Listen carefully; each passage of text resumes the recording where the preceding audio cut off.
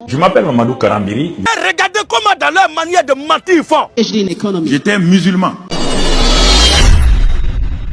Alhamdulillahi Rabbil Alamin, thumma salatu wassalam ala rasulillahi wa ba'd. Alors, comme promis, nous vous avons promis de vous montrer dans une vidéo que le pasteur Mamadou Karambiri, il n'a jamais été musulman. Alors, aujourd'hui, nous allons vous le prouver.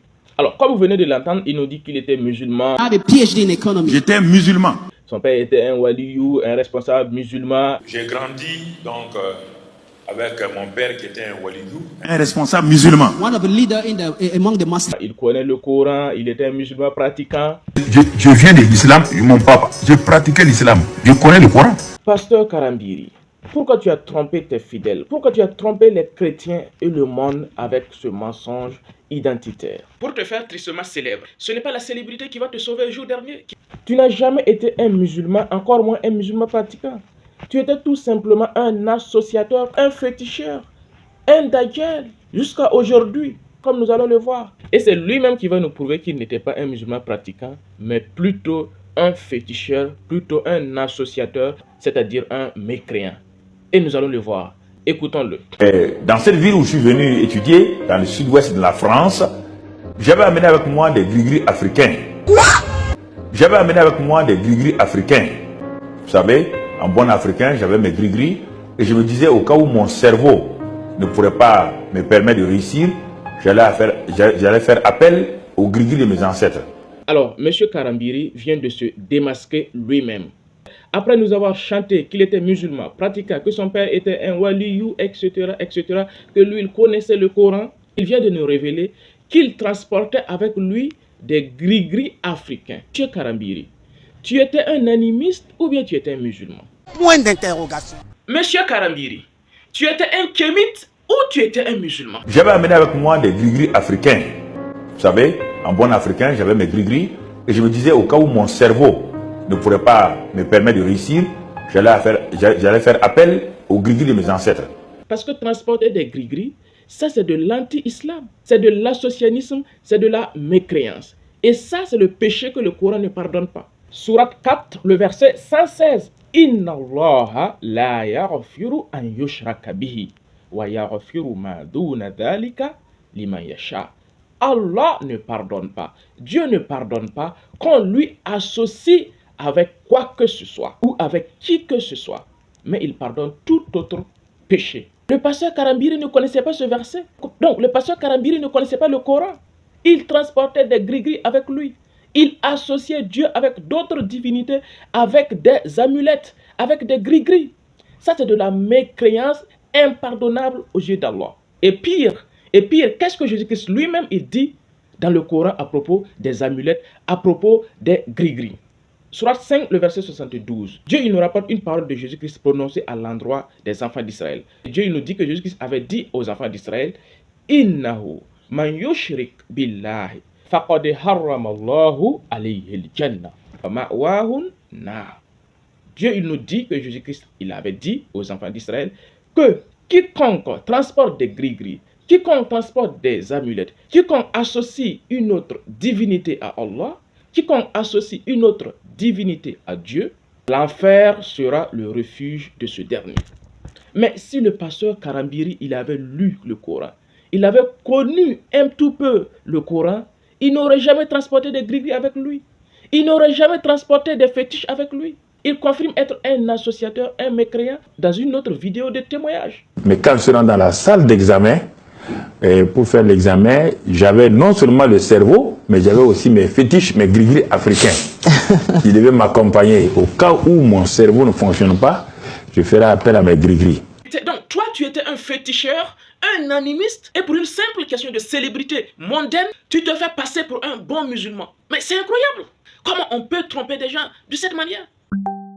Et pour terminer, regarde ce que le prophète sallallahu alayhi wa sallam, il nous dit à propos des amulettes que tu portais, à propos des gris-gris que tu portais. Le prophète, il dit, Inna ruqa wa tama'im wa tiwala shirkun. Monsieur le pasteur, est-ce que tu entends cela? Le prophète sallallahu alayhi wa sallam nous dit, les paroles de conjuration, wa tama'im, les amulettes ou les gris-gris sont du polythéisme, sont du shirk, c'est de la mécréance. En d'autres termes, quelqu'un qui porte ces choses est tout simplement un non-musulman, est tout simplement un mécréant. Donc, en d'autres termes, tu étais tout simplement un mécréant. Tu n'étais pas un musulman pratiquant, mais plutôt un animiste pratiquant. Donc, de grâce Karambiri, arrête de surfer sur ton prénom Mamadou pour tromper les gens. Tu n'as jamais été musulman, encore moins un musulman pratiquant, mais plutôt un animiste pratiquant. Mais oui, c'est clair. Monsieur Karambiri, il dit qu'il est devenu chrétien aujourd'hui. Mais le pasteur Karambiri ne sait pas, et les chrétiens aujourd'hui ne savent pas que être chrétien aujourd'hui, c'est être un féticheur. C'est être un adorateur du plus grand fétiche du monde. Pourquoi? Parce que le fétichisme, c'est quoi? C'est invoquer le nom de Satan, c'est utiliser le nom de Satan, c'est invoquer le nom d'un fétiche. Or, aujourd'hui, tous les chrétiens, sans le savoir, invoquent Satan, prient Satan sous le nom de Jésus, sans le savoir. Et ça, c'est biblique. Et pour que vous le compreniez bien, il faut savoir que Dieu, il a envoyé Jésus, qui est un vrai prophète, qui est un vrai messager de Dieu, destiné aux enfants d'Israël. Et Jésus, il est venu, il a transmis son message, et il est parti. Mais après Jésus, il y a un esprit qui est venu, et qui s'est fait passer pour Jésus. Il a usurpé le nom de Jésus, il s'est fait passer pour Jésus, et c'est cet esprit-là aujourd'hui que les chrétiens adorent, qu'ils appellent Jésus sans le savoir. Pourquoi? Parce que lorsque vous ouvrez la Bible, Apocalypse 22, le verset 16, on nous dit qu'après le départ de Jésus, il y a un esprit qui est venu et qui se fait passer pour Jésus et qui a donné une révélation à Jean en lui disant que c'est lui qui est Jésus et que lui, il est venu pour donner des révélations aux églises. Et que lui, son nom, c'est l'étoile brillante du matin. Or, si nous retournions dans l'Ancien Testament, dans Isaïe 14, le verset 12, on s'aperçoit que l'étoile du matin est en réalité Satan. On s'aperçoit que l'étoile du matin est en réalité Lucifer. Comme nous le dit clairement la Bible David Martin et comme nous le dit clairement la Bible King James. Donc l'étoile du matin, c'est le diable.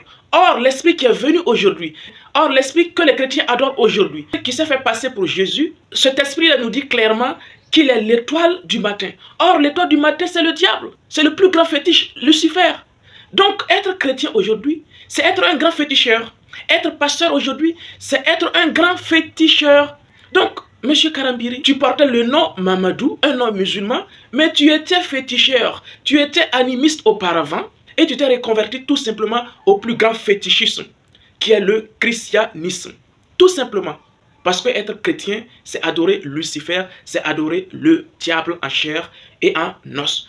Donc ne vous fiez pas au nom Jésus, Jésus, parce que c'est l'esprit qui compte. Quand vous invoquez Jésus aujourd'hui, c'est l'esprit, l'étoile du matin que vous invoquez, c'est Lucifer que vous invoquez, c'est Satan que vous invoquez. C'est pourquoi nous vous invitons à revenir à l'islam avant qu'il ne vous soit trop tard. Donc, chers chrétiens, ne vous laissez pas berner par des pasteurs, par des soi-disant hommes de Dieu. Revenez à l'islam, convertissez-vous avant qu'il ne vous soit trop tard. À bon entendeur, salut.